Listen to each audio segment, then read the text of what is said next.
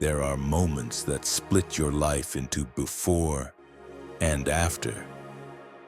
For Malak, it was 8:03 a.m., a cold Sunday morning at the annual church camping trip.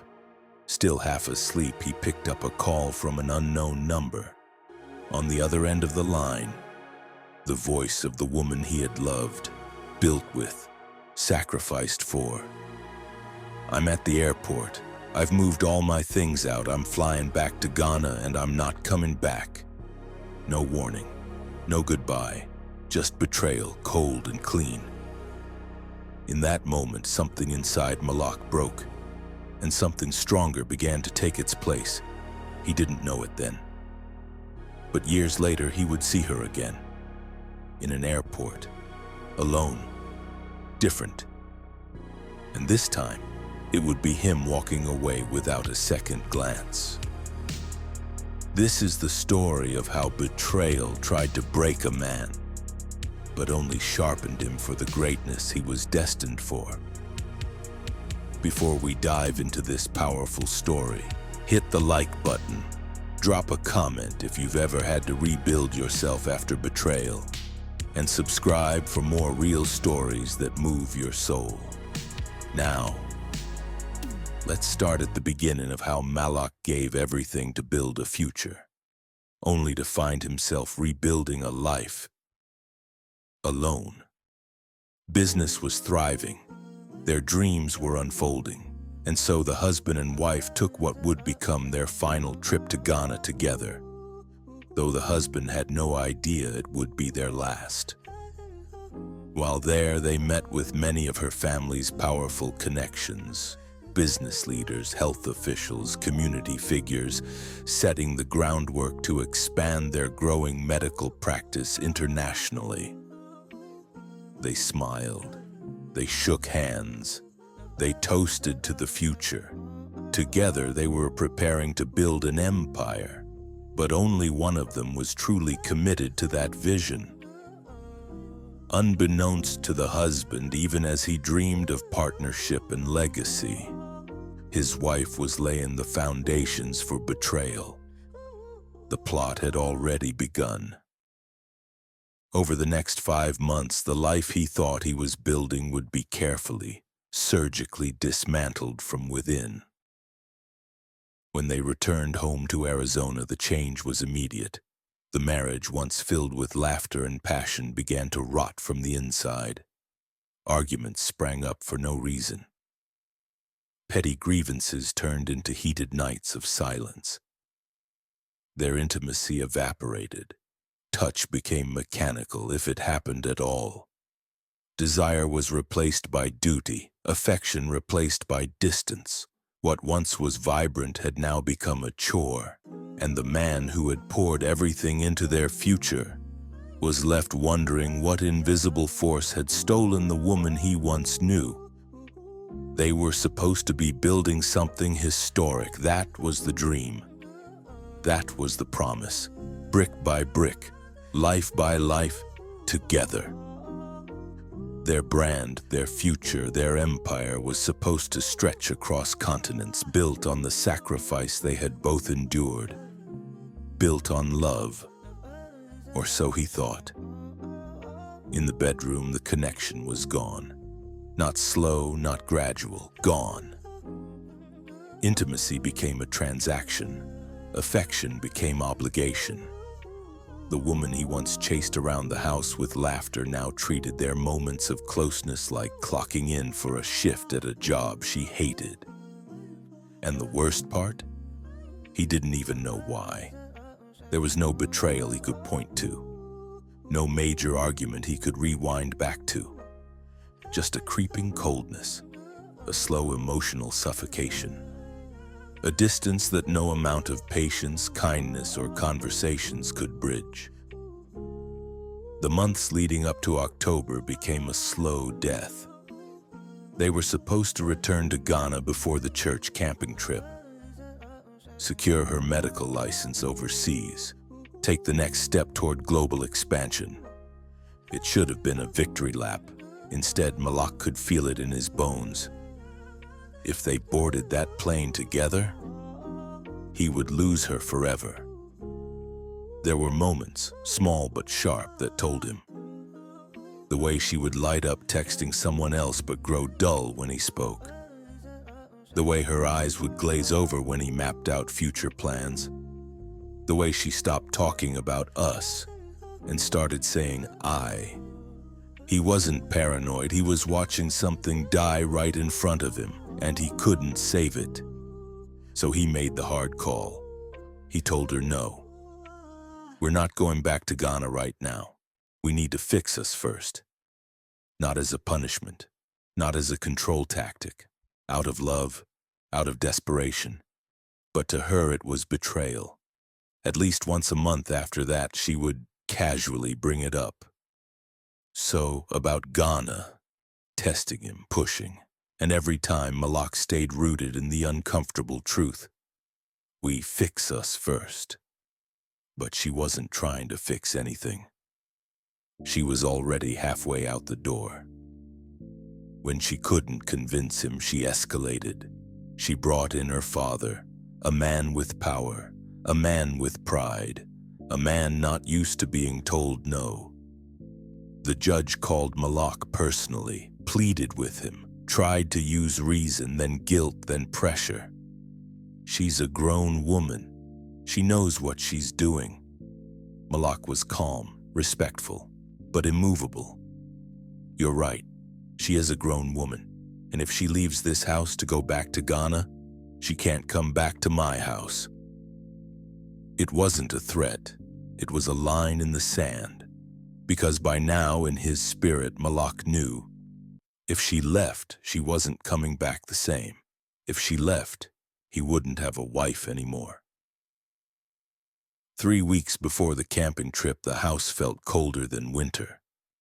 Words became weapons, silence became torture. He couldn't even recognize her anymore, but he stayed, prayed, fought. Tried to love her through the invisible war he didn't understand. The week before the trip, the dam broke.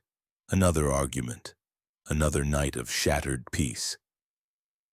So he left, went to stay at a married friend's house, someone who understood the quiet desperation of trying to hold a family together with bloodied hands. That night he lay awake on a couch that wasn't his, staring at a ceiling he didn't recognize, wondering when his home stopped feeling like home.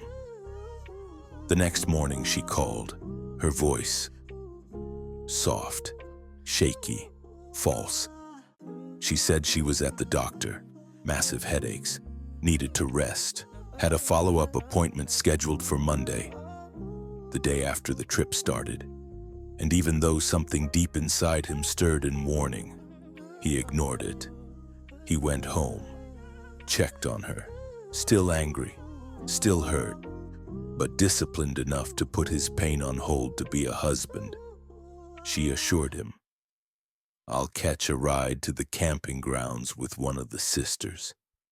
Everything seemed plausible, predictable, safe. He wanted to believe her. God, he wanted to believe her. Monday came, no appointment.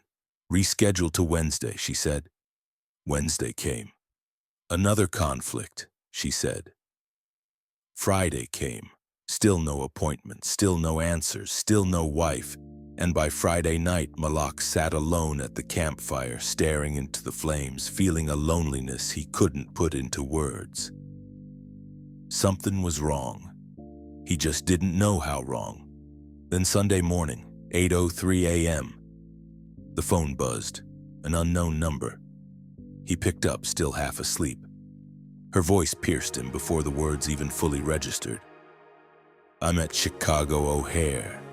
I'm flying to Ghana. I've moved all my things out. I'm not coming back. He sat up in the tent like he had been struck by lightning. Shock rolled through his body in waves. Not sadness, not anger. Something deeper, something colder. Betrayal, clean, surgical, complete. He realized in that moment, this had been the plan all along. The patience, the fake smiles, the headaches, the father's call. It wasn't random. It wasn't sudden. It was orchestrated. And he was the fool who didn't see the puppet strings until the show was already over.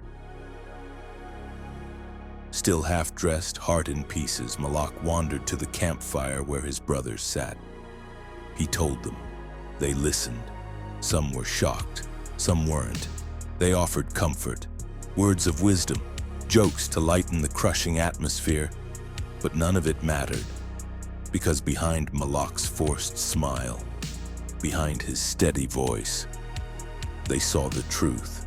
They saw a man bleeding out in silence, a man who had lost not just his marriage, but a part of himself. It was mid-November when she reached out again.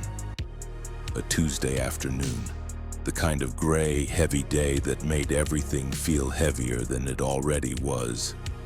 Her voice on the phone was mechanical, forced friendliness stitched over something colder. She said she wanted to talk about the business, not their marriage, not what she had done, just the business. "We'll talk about the marriage later," she said. "We'll have a council with the pastors on Saturday." Malak, holding on to the last threads of hope, agreed. But what he didn't know, what he couldn't yet see, was that the counseling was never real. It was a smokescreen. The marriage wasn't just struggling. In her mind, it was already dead. The next day, she asked him to meet her at a coffee shop, public, neutral, a place where emotional outbursts couldn't happen. She was planning this too carefully. When Malak arrived, he saw her sitting near the window, wearing one of her traditional Ghanaian garments, wrapped in culture, shielded in familiarity. But something was wrong. He noticed it instantly, the nervousness, the way she kept her hands hidden beneath the table, the way her fingers trembled when she thought he wasn't looking. He sat down across from her, quiet, observant, holding the storm inside him like a man bottling a hurricane. Without much preamble, she spoke. "The business name, the website, you can have all of it. I no longer want to be in business with you. And I don't want to talk about our marriage either." Her words were clipped, her breathing shallow. Malak stayed silent, stone still. Not because he had nothing to say, but because he knew. One wrong move, one flash of anger, and everything he built as a man would crumble. He stayed stoic, calm. Then she repeated it, more firmly this time. "You can have all of it. I don't want it to be said that you made me." And there it was, the knife. Not just betrayal, erasure, the attempt to rewrite history, to erase the years he had spent molding a future she now pretended she built alone. Malak's mind flashed back, unbidden, to 3 years earlier. He remembered the kitchen table conversations. She was still a student then, second-year medical school, still unsure, still human. And he, always the visionary, had floated the idea to her. "Start a YouTube channel now. Document your journey. Inspire people. Let them see you grow." She frowned at him, dismissed him, made him feel foolish for suggesting it. He remembered that look, the one that cut deeper than any words. But he also remembered why he said it. Because he believed in her. Because he saw a future that fear was blinding her from seeing.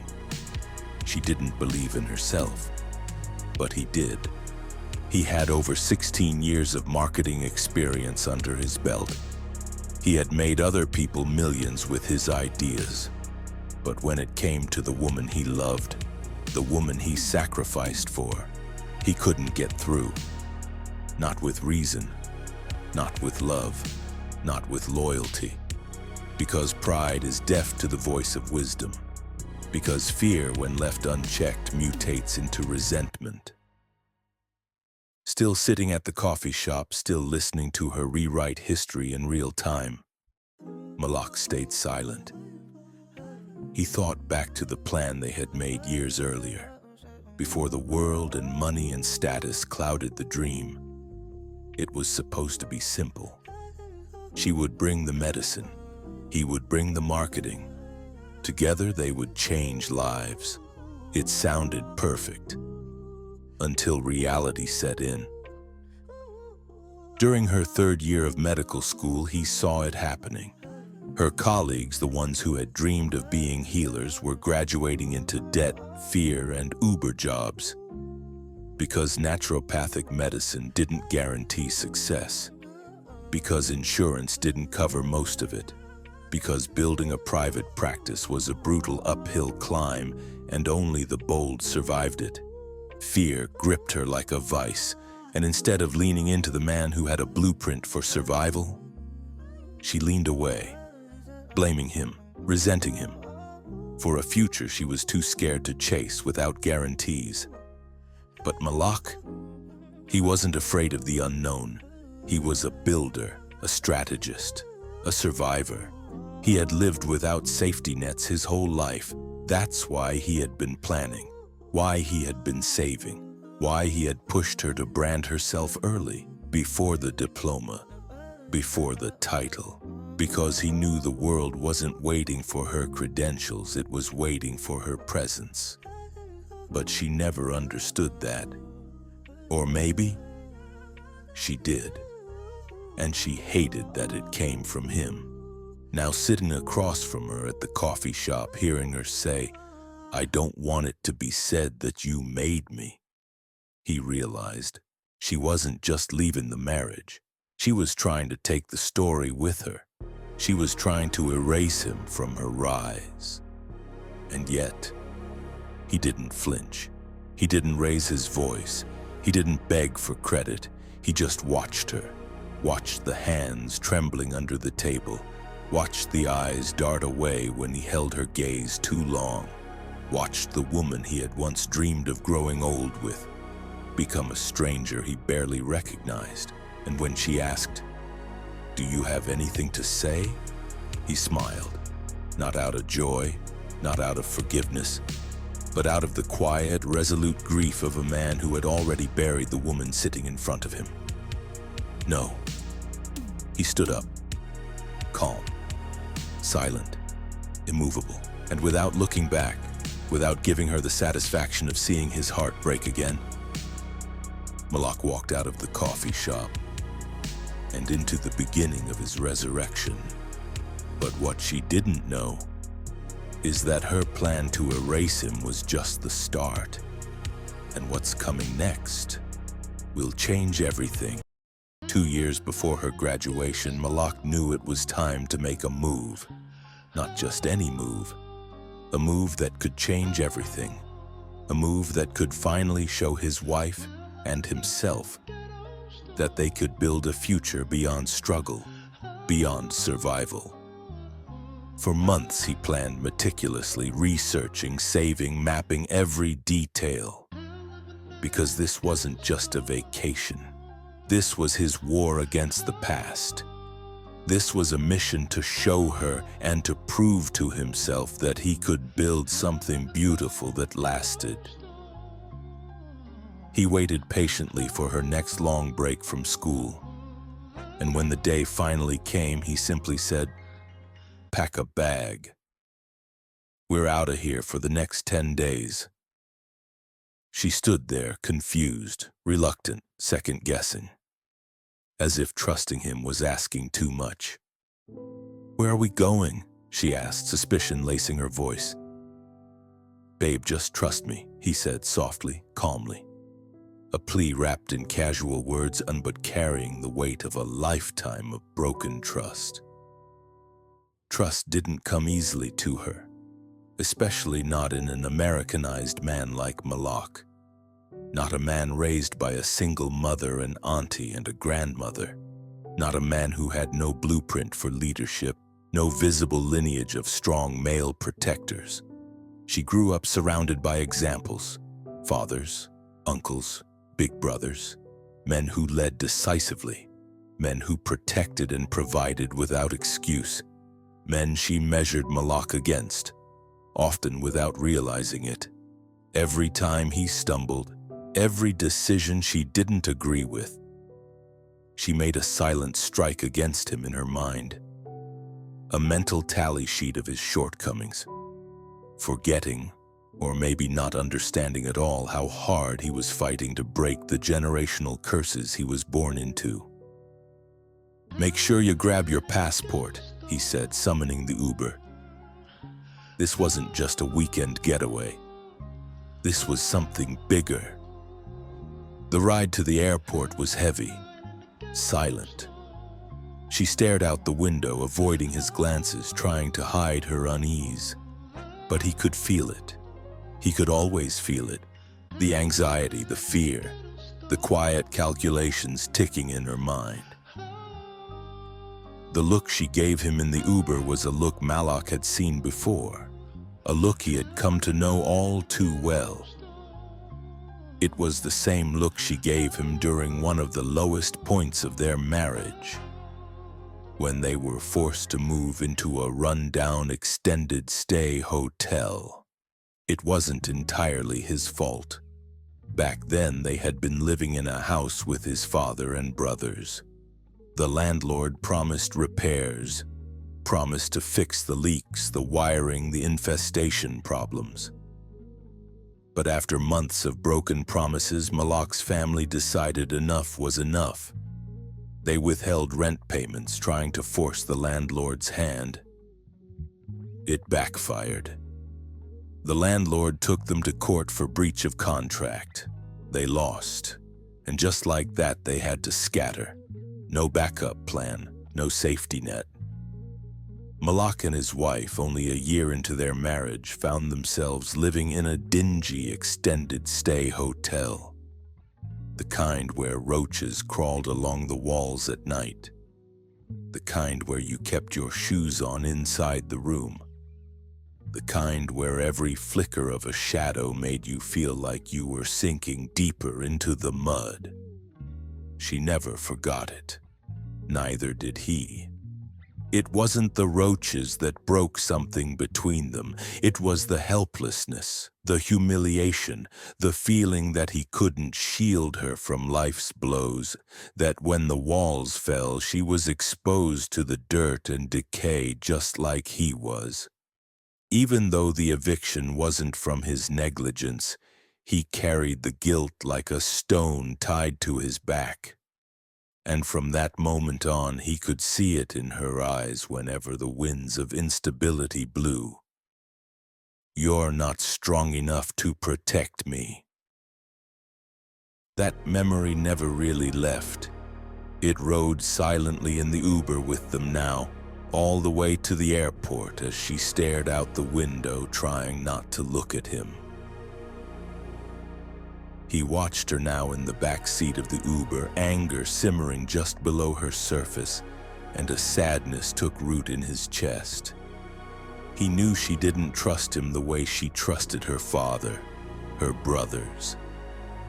He knew he wasn't them. He wasn't raised with blueprints.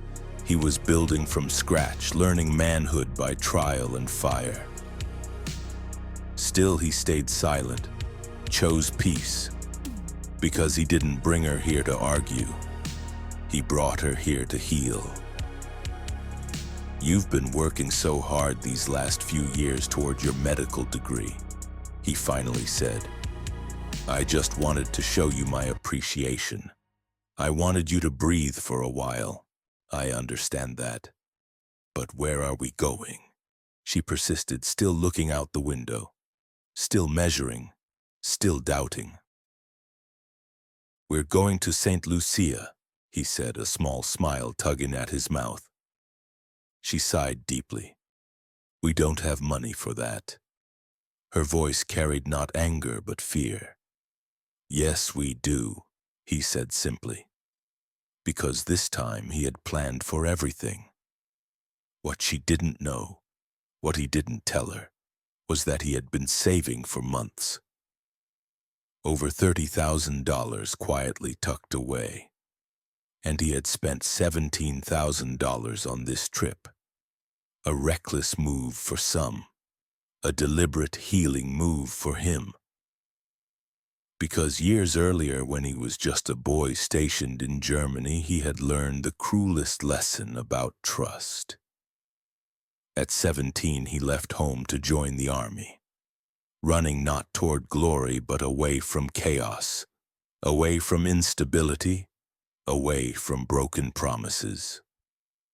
Every month, faithfully, he sent a portion of his army checks back home to Atlanta, to a bank account he opened under his mother's care, trusting, believing, building for a future he couldn't yet see. 3 years later, when he called home, full of hope, ready to come back for 2 weeks of rest, his world shattered. "There's something I've been meaning to tell you," his mother said nervously. "What's wrong, Mom?" he asked. "There's not enough money in the account to buy your ticket home." "What do you mean?" "I've been sending money every month." Silence, then guilt. "I spent it, all of it." She didn't call him. He called her. He reached out. And the only thing waiting for him was betrayal. The mother who was supposed to protect his dreams had spent them, wasted them, gone without warning, gone without apology. He hung up the phone. No goodbye, no forgiveness, because something in him broke that day that would never fully heal. He learned, nothing lasts. No one protects you. Trust is a lie. And for the next 14 years, he lived like a man who expected everything to vanish, blowing through money, blowing through relationships, always keeping himself moving, never rooted long enough to be robbed again. But now that he was married, he wanted to be different. He wanted to be the man who stayed, the man who built something that lasted, the man who protected what he loved. That's why he saved the $30,000. That's why he spent $17,000 on a trip most people would call foolish. Because it wasn't just a trip. It was redemption. At the airport, when they approached the Delta One counter, his wife scolded him gently. "You can't use that line, it's for first class only." He smiled, patient. "It's all good, I got you." And he did. At the gate, when they called for first-class boarding, she stayed seated, still expecting the rug to be pulled out, still not ready to believe he could deliver something different. Until he took her hand and led her forward without saying a word. On the plane, she finally began to relax, reclining fully, sleeping soundly. When the meals came, he accepted hers quietly, laid it gently on her table without waking her, choosing again to serve her without demanding anything in return. When they landed, a smiling man greeted them at customs, a private driver in a BMW X5, part of the meticulous planning Malak had spent months orchestrating. They stopped at a roadside fruit stand, and for the first time he saw her face light up. Coconuts, avocados, pineapples, sugarcane. It reminded her of Ghana, of simpler times, of home. As they climbed the hill toward the villa, she was quiet, taking it all in, not daring to hope yet. When they pulled up, the house looked small, quaint, deceptive, until they walked inside. 13-foot ceilings, an open floor plan, a spiral staircase, 7 bedrooms, 8 bathrooms, a private pool overlooking the endless Caribbean. She cried, tears she couldn't hide. She ran back inside into his arms and kissed him like a woman seeing her husband for the first time. For 10 days they lived without fear, laughing, dancing, making love with reckless, youthful abandon. No arguments, no tension, just peace. Every morning she sat beside him as he worked from the balcony. No PTO, no boss, no begging for time off, just freedom, just possibility. And he showed her, not told, showed her, we can live like this every day. She kissed him on the cheek, smiled like she used to, and for a moment the dream lived. He pulled out the camera gently. It took some coaxing, some gentle persistence, some patience born from love. But finally, in the soft golden light of a St. Lucian morning, she agreed to sit in front of the camera. There was no script, no marketing pitch. Just her, standing barefoot in the garden, the Caribbean breeze playing with the edges of her dress. She spoke about the plants, the healing properties of the fruits and herbs that grew wild around them, not as a doctor, not as a businesswoman, just as herself, a daughter of the earth, remembering what her father had taught her under the hot Ghanaian sun. It was beautiful, it was raw, it was healing in every sense of the word. Behind the camera, Malak smiled, not because it was perfect, not because it was polished, but because it was real. It was the beginning of something they could build together, a life woven from healing, authenticity, and faith. He captured it all, with his hands steady on the camera, with his heart steady on the dream. This wasn't just content, it was restoration. He even flew his drone over the sparkling water, capturing footage he would later use for the brand he was quietly building in his mind. Always building, always believing, waiting for her to see what he saw. The trip home felt shorter somehow. Maybe it was the peace that had settled between them. Maybe it was the quiet hope that this was truly a new beginning. After they landed in Phoenix, they walked together through the terminal, rolling their luggage behind them. The desert sun glared through the windows, but inside, the cool hum of the airport wrapped around them. They sat down for a moment, catching their breath before heading home. No connecting flight, just them, just home. And as they sat there, she leaned in close, her voice low, almost shy. I think I want to start my YouTube channel. He didn't show the explosion of joy inside him. He didn't boast. He didn't gloat. He just smiled, calm, steady, grateful. All praises, he said quietly. Because in that moment, in that simple whispered sentence, it felt like maybe, just maybe, they were finally starting to build something that would last. Over the next 2 years, they moved like a team, a unit. Finally, after all the storms, the doubts, the buried memories of betrayal, they were moving in the same direction. They spent countless days and late nights building content together, documenting her journey through medical school, the ups, the exhaustion, the breakthroughs. She didn't give medical advice, but she gave something just as valuable: hope, perspective, small daily insights that helped people enrich their lives, feel healthier, feel seen. And every time she stepped in front of the camera, every time she talked about the healing properties of plants, shared a tip about stress relief, or smiled with that natural light in her eyes, Malak stood behind the lens, steady, proud, invisible to the world, but very much present. He built the websites, he edited the videos, he optimized the content, all the invisible infrastructure necessary to give her voice a home. They weren't just building an audience, they were building a brand, a future. And in the quiet moments between shooting videos and uploading blog posts, they were rebuilding their marriage too. The laughter started coming back, the small touches, the easy conversations.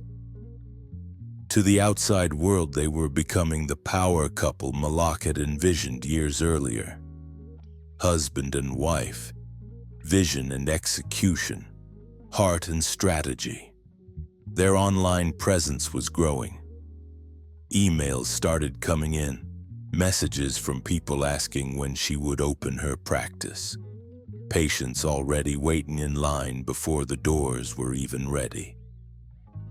The momentum was undeniable. She was a few months away from graduating. They were on the cusp of something real, something permanent. A kingdom they could rule together. It felt like all the sacrifices were finally paying off. The patience, the nights sleeping in fear, the days of being doubted, judged, questioned. All of it was finally about to be redeemed. But just as the dream was sharpening into focus, life, as it always had for Malak, threw a stone through the window. It happened in a single week. First, the car accident. A split second that could have ended everything. And then, the unthinkable. He lost his job. 2 catastrophic blows in a matter of days. 2 strikes that would set off a chain of events even he, with all his foresight, couldn't have fully prepared for.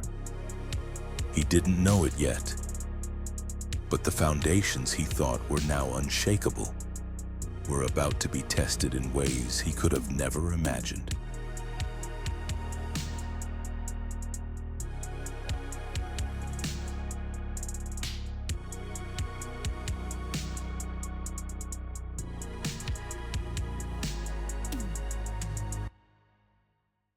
But just as the dream was sharpening into focus, life, as it always had for Malak, threw a stone through the window. It happened in a single week. First, the car accident. A split second that could have ended everything. And then, the unthinkable. He lost his job. 2 catastrophic blows in a matter of days.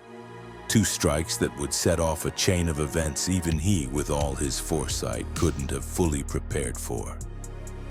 He didn't know it yet, but the foundations he thought were now unshakable were about to be tested in ways he could have never imagined. It was a Thursday night around 10:30 p.m. when Malak left the church function. The night air was cool against his face as he stepped outside. He was tired, but it was the good kind of tired. The kind you feel when you've been among brothers, when your spirit feels full. He got into his Audi S7, his pride, his reward. A gift he had bought for himself just a few months earlier for a job well done. A black beauty fitted with low-profile Pirelli tires floating on air suspension. It wasn't just a car. It was a symbol, proof that he could rise, proof that he could build, proof that he could have nice things and keep them. About half a mile down the road, the tire pressure light blinked on. Malak glanced at it. Not unusual. Pirellis lost air sometimes. He made a mental note. I'll take it to the tire shop tomorrow. No panic, no concern. Just the rhythmic confidence of a man who finally had some control over his life. He hit the I-10 highway, letting the car stretch its legs. 128 miles per hour. The engine's song in his ears. The rush of speed smoothing out the rough edges of his day. He knew that car inside and out. Every sound, every vibration, every nuance between regular mode and sport mode.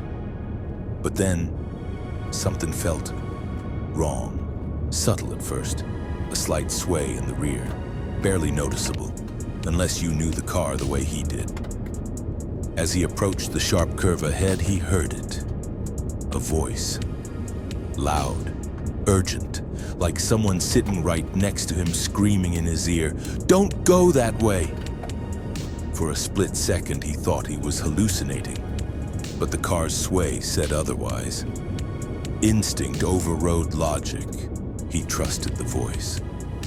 Malak made a snap decision. He jumped into the HOV lane to merge onto the alternate highway route home. His speed dropped to around 90, still fast, but manageable. There was only one other car on the road now. It passed him quickly, its taillights fading into the night. Malak glanced up at the last road sign he passed, mentally logging it. 24th Street exit, remember it. Army training kicked in. Always know your location. Always have an exit plan. And then it happened. The rear of the car fishtailed violently. Right, left, right again. The wheel fought him. The back end swung from 9 o'clock to 3 o'clock, whipping the heavy frame like a rag doll. What's going on? Stay calm. Center yourself, he told himself. Heart pounding, mind racing, but training taking over. He knew what could happen. He could roll, the car could flip. At these speeds, survival wasn't promised. His eyes locked onto the median barrier, the only thing separating him from 5 lanes of oncoming traffic. One chance, one move. He yanked the wheel left, just enough to straighten the front wheels as the back end whipped around. The car collided with the median barrier. Not a direct crash, a glancing blow, enough to slow him down. But there was one thing he didn't account for. The median wasn't flat. It had a sloped bottom. When the car hit, the angle launched him upward. For a terrifying heartbeat, Malak was airborne. He saw the headlights of oncoming traffic, saw the end, saw death flying toward him at 70 miles per hour. This is it. But then, a miracle. The car slammed down, not into traffic, but onto the narrow shoulder of the HOV lane, alive, unharmed, saved. The whole ordeal took less than 10 seconds, but it rewired his heart forever.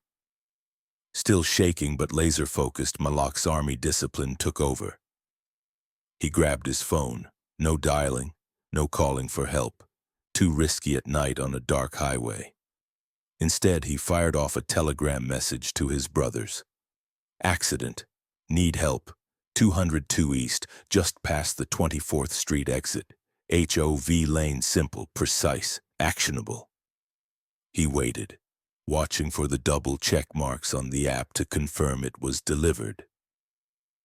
Within 6 or 7 minutes, headlights appeared.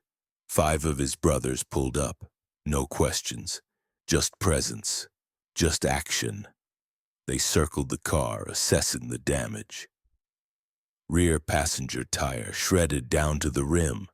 The culprit. When they popped the hood, they found even worse news.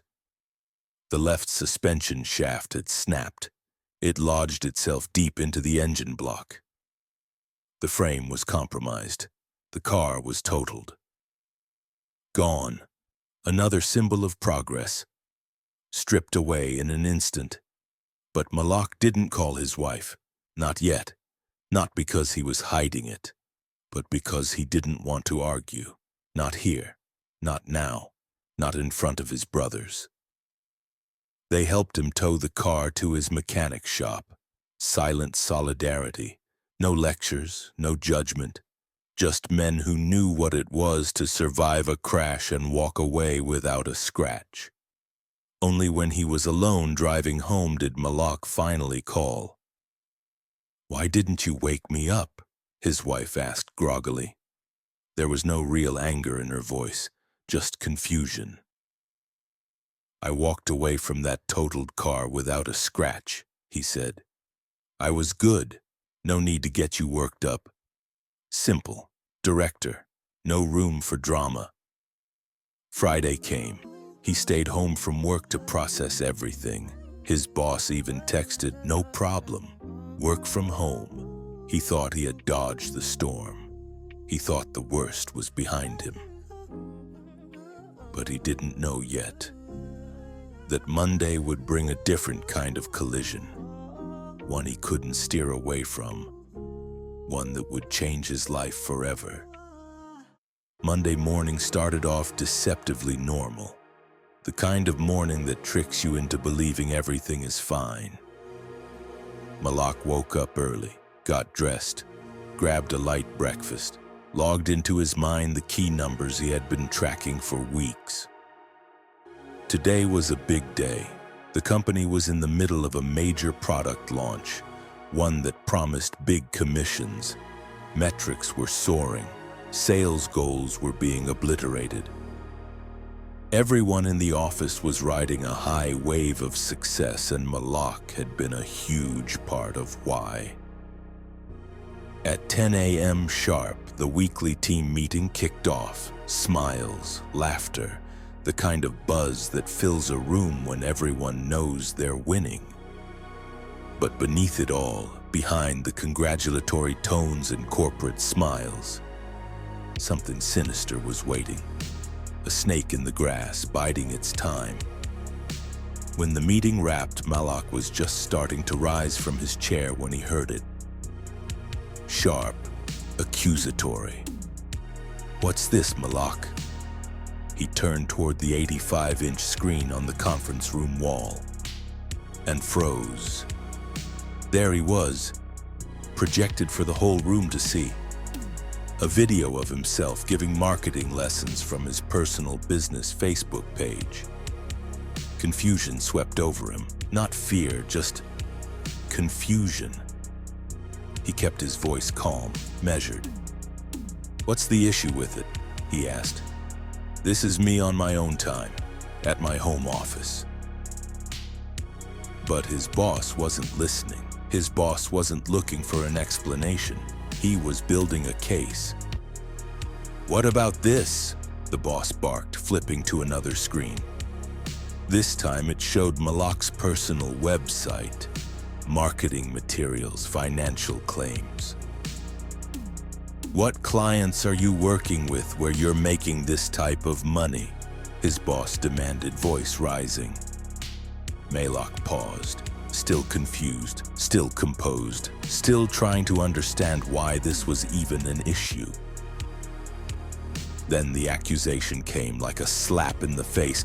"You stole from me," his boss hissed, face reddening. Malak stayed seated, stayed calm. "How do you figure?" he said evenly, refusing to be baited. "These are my numbers, my results," his boss screamed. "You don't have any clients, you're a liar." Malak inhaled slowly, willing himself to stay calm. He could feel the eyes of the others in the office, waiting, watching, expecting him to snap, expecting the angry black man to rise up and prove their stereotypes. But he wouldn't give them that. Instead, he spoke clearly, without raising his voice. "I've been building a name for myself for years. I take on clients here and there on my off time, when I'm not working up to 16 hours a day for you." And then the truth that stung. "Any contributions I've made to your company, those are my accolades too." He wasn't wrong. He wasn't lying. Malak had doubled the company's revenue. He took them from $1 million a year to $2 million consistently. And he never once breached confidentiality, never once claimed credit for what wasn't his, never once dragged the company's name into anything. But it didn't matter. His boss had decided. Malak's success outside of their walls was a threat. His talent was fine, as long as it stayed caged, as long as it stayed small enough for them to control. Malak wasn't just a marketing director, he was an author, a public speaker, a mentor to others. invited frequently to his wife's medical school to lecture students on how to build a practice after graduation. He even published a book to help young doctors turn their degrees into businesses. And that was the real crime. He had outgrown their chains. He had started living like a man who didn't need their approval. Back in the office, his boss snapped, yelling now, wild with frustration. "You're fired. You're done. I never want to see you again." Malak didn't flinch. He didn't beg. He didn't defend himself anymore. He just turned his gaze off the screen, locked eyes with his boss for one long, heavy moment, and stood up, head held high, back straight. As he walked back to his office to gather his things, he noticed something. His boss quickly deactivated the recording function on his phone. He had been recording the whole ambush. He set me up, Malak thought, with a mix of anger and disgust. He wanted to catch me slipping, wanted a show. But Malak hadn't given it to him. He hadn't raised his voice. He hadn't lost his temper. He had remained what they could never understand: a man. And that infuriated his boss even more. The boss, red-faced and trembling, followed him down the hall, slamming the office door behind him. "Why would you do that? That was so stupid of you," his boss barked. Malak turned calmly to face him. No rage, no fear, just truth. "I came to you months ago for a raise," he said. "You admitted I deserved it. But you gave raises to everyone else in this office except me. And this after I helped save your other company from bankruptcy. We're in the middle of a pandemic. I have bills, I have responsibilities to my family just like you do. I never took a dime from you that wasn't owed. I never took accolades I didn't earn." He paused. Let the weight of his words settle in the small room. "Every time we went to your corporate events, every time you paraded me around to your industry friends, when they tried to poach me, I told you immediately. I valued loyalty, and this is how I'm repaid." He picked up his last box of belongings. No slamming doors, no raised voices, only dignity. "It's all good," he said as he walked out. "Thank you for the opportunity." His boss stood frozen, silent, because he knew. Deep down, he knew everything Malak said was true, but the performance had to be maintained. The narrative had to be protected. Malak carried his box to his car, got in, pulled around the corner out of sight from the office building, and sat there. Alone, the weight of the moment finally pressing down on his chest. No job, no prospects. A wife about to graduate, but no steady income to support the future they had been building. Just a little savings tucked away. Not enough for long. The longest car ride of his life was waiting for him. And for the first time in a long time, he didn't know what waited for him on the other side. But nothing, not the firing, not the silence, not the humiliation could prepare him for the words she was about to say. Words that would bring a grown man to his knees.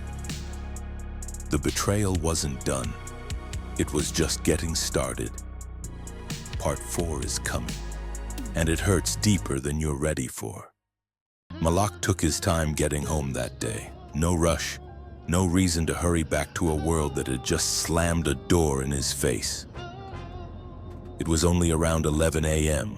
The roads were wide open, no rush hour, no traffic. Just my luck, he thought grimly. The one day I wouldn't have minded traffic to slow me down, I can't even get that.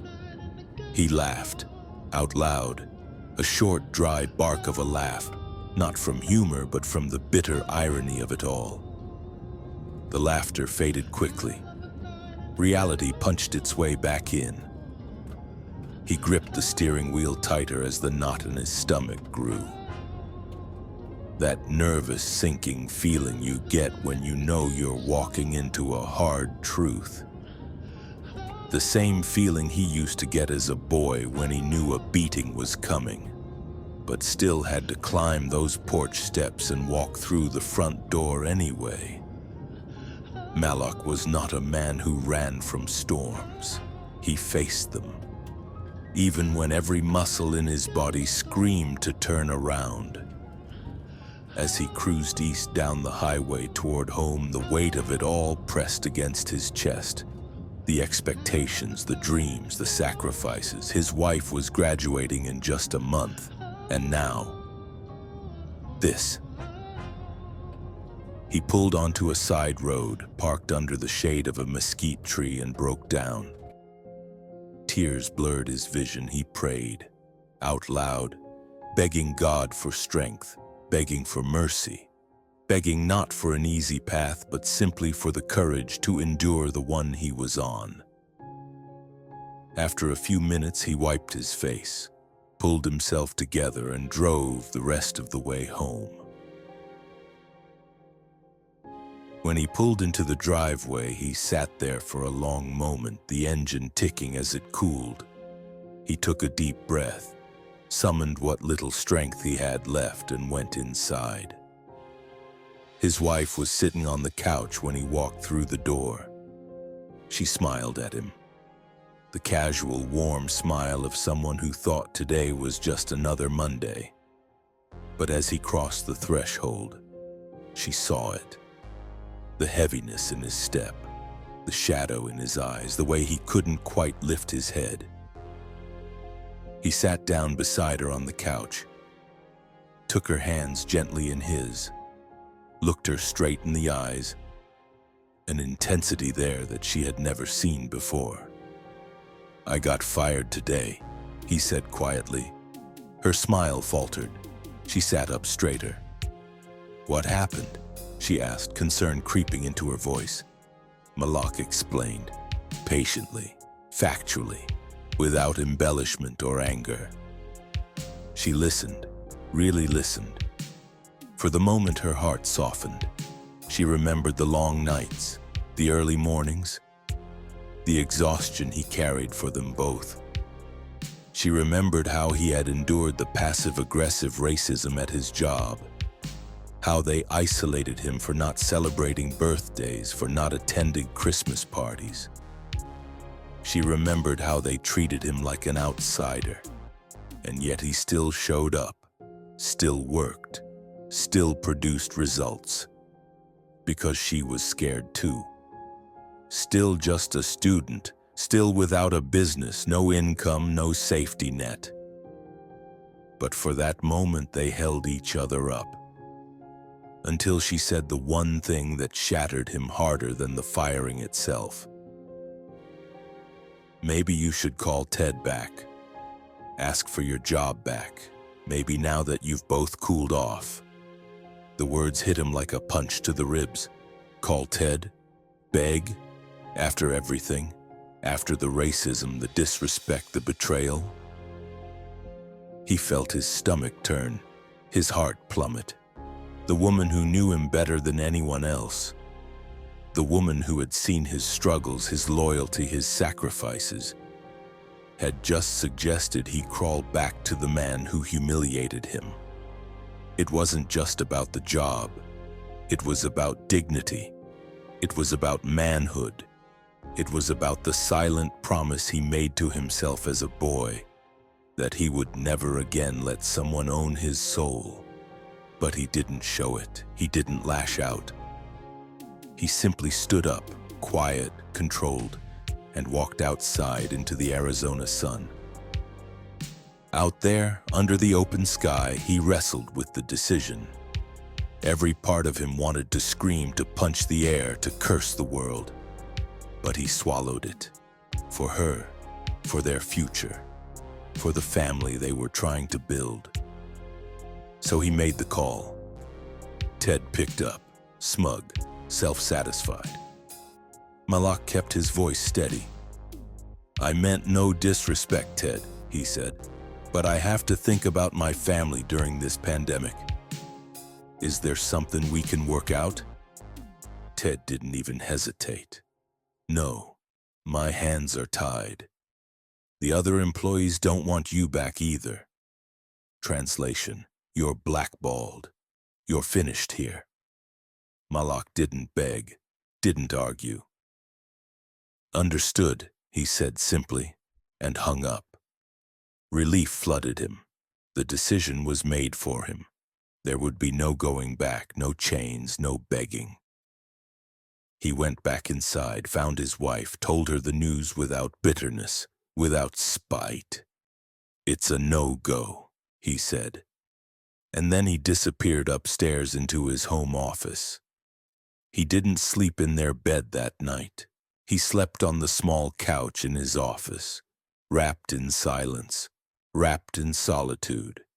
His wife never came to check on him, not once. 2 days later, still in his pajamas, still hollowed out from the emotional beating, Malak got more bad news. A letter arrived in the mail, a cease and desist from Ted's attorney. It ordered him to shut down his Facebook page, shut down his website, under threat of a lawsuit. Ted wasn't just firing him, he was trying to erase him. Malak knew Ted's reputation. Ted never lost legal battles, and right now Malak didn't have the energy, the money, or the fight left in him to go to war. So he caved. He took down his work, silently, painfully. Another loss, another stone added to the growing pile. But by Thursday, something shifted. The spark returned. The wheels in his mind began to turn again. He hadn't spoken much to his wife over those few days, but as the sun rose higher that Thursday morning, he realized something profound. Maybe this wasn't a defeat. Maybe this was a release, a clearing of the old to make way for something new. He called his wife into the office, sat her down, took her hand in his. His eyes locked onto hers with an intensity she hadn't seen since the days he first courted her. That relentless, fire-breathing certainty. And then he laid it out. Not just an idea, not just a maybe, a vision. Malak broke it down step by step, piece by piece. They had the skills, the experience, the education, the contacts, the knowledge, and now, for the first time, they had the freedom. No bosses, no ceilings, no excuses. "We can build our own," he told her, his voice rich with conviction. "Everything we've been preparing for, this is the time." And she agreed. And so they got to work. For the next 15 days, they labored side by side, building, planning, designing, creating. Late nights turned into early mornings. The house buzzed with activity.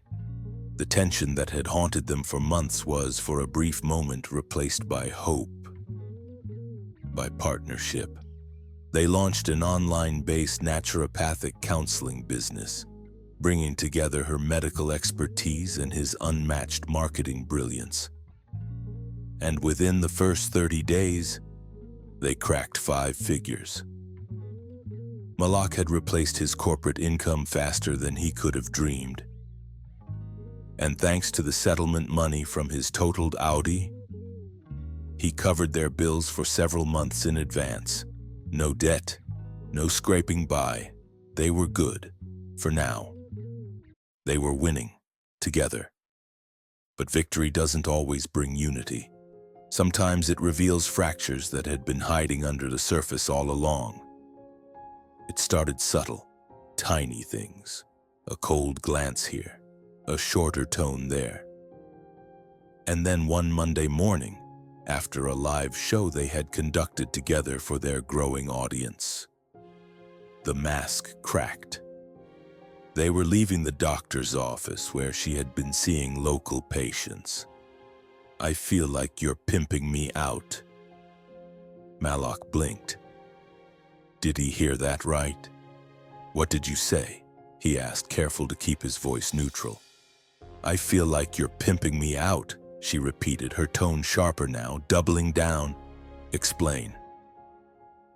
She sighed, frustrated. "I'm the one doing all the work," she said. "All these TikToks, YouTube videos, live streams, seeing patients. You're just sitting behind the camera. Why don't you find ways to make your own money?" Each word cut deeper than the last. It wasn't just the words, it was the spirit behind them, the spirit of resentment, of dismissal, of disrespect. Inside, though, his mind was screaming, because he had heard these words before. Months earlier, one of her colleagues, a woman he had helped build a successful online practice for, had said something eerily similar. Ungrateful, entitled, short-sighted. That partnership collapsed not long after. Malak had pulled away quietly and her business had come crashing down without him. And now, here it was again. But this time from the woman he had poured everything into. The woman who was supposed to be his #1 fan, his teammate, his partner. Malak realized something in that moment. Something had shifted in her. Maybe months ago, maybe longer. And now it was only starting to show itself openly. He kept the anger bottled inside, but he knew he had to protect himself. Quietly, without fanfare, he started investing in cryptocurrency. A safety net, a private plan, a hedge against a future he could now feel slipping through his fingers. Over the next few months, even as their business continued to boom, even as they crossed revenue milestones that should have brought joy, there was a chill in the air, a coldness, a distance. The house wasn't a home anymore. It was an office, a battlefield of silent resentments, an empire built on a crumbling foundation. Malak didn't know it yet, but the seeds of their destruction had already been planted, and they were growing. But even after that first business success, Malak's story was far from over. There was still one final trial ahead, a betrayal from an unexpected place, one that would shake his faith and nearly cost him everything again. And what about her? How did a woman once destined to be a doctor end up scrubbing airport toilets in a janitor's uniform? What really happened after the papers were served? And how did Malak go from heartbreak and betrayal to boarding a first-class flight beside the woman of his dreams? The answers are coming soon. You won't want to miss the conclusion to this story. Like, comment, and subscribe, and get ready for the final chapter of Malak's journey. Back at the coffee shop, Malak felt like he had traveled back in time. The hum of espresso machines, the low murmur of strangers talking, the smell of burnt coffee grounds hanging in the air. But he didn't notice any of it. All he could hear was the sound of her words echoing in his head like a tornado warning siren. "I don't want it to be said that you made me." The words cut deeper than she would ever understand. He stayed still, silent, stoic. She kept rambling, repeating that she didn't want to discuss their marriage right now. Only the business. Marriage counseling would happen Saturday, she promised. Malak sat there, his mind screaming for answers he knew she would never give him. How long had she been plotting? Who had been guiding her? How could she look him in the eyes after orchestrating such a betrayal? The weight of the betrayal pressed against his chest, made it hard to breathe.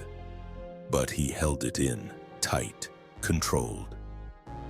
When she finally asked if he had anything to say, Malak locked his gaze onto hers, unwavering, silent. He watched her physically shift in her seat, uncomfortable under the raw power of a wounded man refusing to break. It was like watching a dam hold back the oceans, an earthquake waiting to split the earth open. "No," Malak said simply. He stood up, still holding his frame, still mastering his emotions. He turned, walked away, and closed the door on the woman who had already abandoned him in spirit long before she did in body. Crying on the inside, raging on the inside, hurting beyond words on the inside. But on the outside, stoic, unmoved.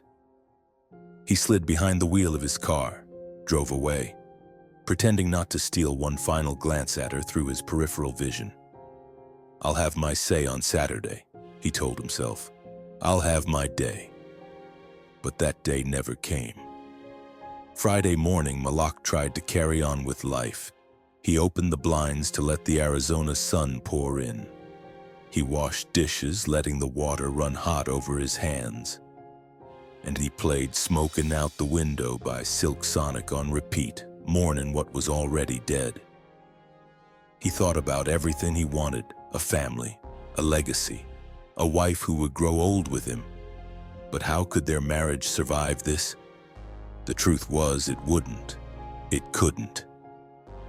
As he rinsed another plate, he caught a glimpse of a man walking past the backyard fence, dressed head to toe in red. Something in his spirit stirred, a warning. But he shook it off. A minute later, a heavy knock sounded at the front door. Each step Malak took toward the door grew heavier, because everyone close to him knew to come through the back. Something was wrong. He opened the door, and there he stood, the man in red. "Are you Malak?" the man asked. "Yes," Malak replied, the pit already forming in his stomach. "Sorry, bro," the man said, his voice tinged with real sympathy. "You've been served." The brown folder felt like it weighed 1,000 pounds. Malak opened it. Divorce papers. The man lingered for a moment, offering a silent apology through his eyes. Malak nodded grimly, thanked him, closed the door. He stumbled back to the couch and sat down heavily, as if his legs had finally given out. No tears, just numbness, shock. She never intended to go to counseling. It was just another carefully crafted lie. Emotionally drained, Malak took screenshots of the divorce papers and sent them to his pastor. He sat there in silence, wrecked. Saturday came, and with it his chance to stand before the congregation. Nervousness gripped him at first, embarrassment, shame. But then he remembered. He had nothing to be ashamed of. He stood tall, spoke his truth, told his story. Many were shocked, many were not. His pastors reassured him he was a good man, a man who had grown and would continue to grow. They told him that God would send him a true helpmeet someday, a real partner, one that would love him for the king he was becoming, and it would all come true. But not before another trial would come later, forcing Malak to leave his congregation for a season. But that's a story for another time. Fast forward 4 years, the sun was shining, the birds were singing, and Malak was living, hand in hand with his new wife, Esri, a beautiful, humble woman who had taken years to know before they even crossed certain lines. Patience had paid off. He was happier than he had ever been. Radiant, whole, restored. They were boarding their first-class flight to Turks and Caicos, their long-awaited honeymoon. As they made their way to the gate, Malak heard a small commotion near the women's restroom. He glanced over and froze. There, in a janitor's uniform, head down, being scolded by a manager for a poorly cleaned restroom, stood his ex-wife. Their eyes met, locked. A flash of sadness crossed her face first, then humiliation, then despair. Esri noticed too. She gently rubbed Malak's shoulder, following his gaze. "Is that?" she asked, recognizing her from old photographs. "Looks like it," Malak said, his voice calm, unshaken. His ex-wife stared at Esri now. This was no accident. It was a silent psychological battle, one Esri had already won without even trying.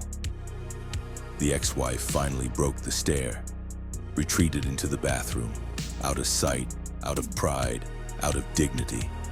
Inside the handicap stall, she collapsed onto the floor, curling up, weeping uncontrollably.